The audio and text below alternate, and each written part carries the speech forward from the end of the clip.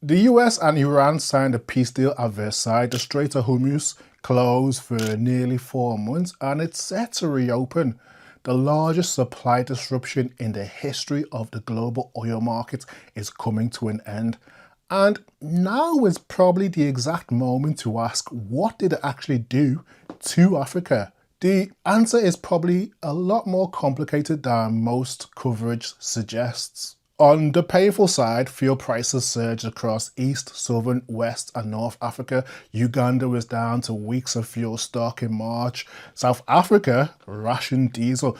Over 30% of global fertilizer flows through the strait, which means food costs rose across the continent at a moment when millions of households had no buffer left. For African fuel importing economies, the IMF described the effect as a sudden large tax on income falling on countries with almost no fiscal space to absorb it.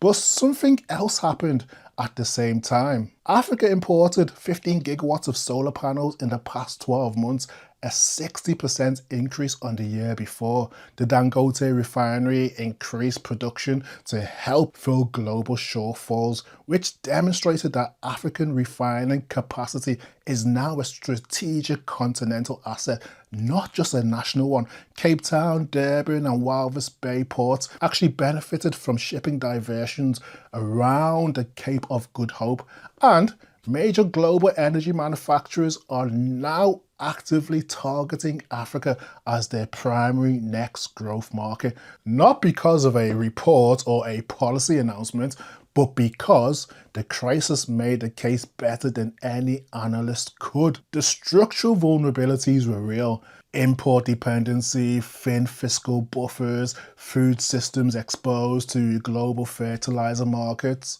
But so were the structural advantages: refining capacity, port geography, solar adoption velocity, just to name a few. The world's biggest energy shock in 50 years just ran a live stress test on the African economy. The results were painful, but also instructive. Please share your thoughts and follow the page.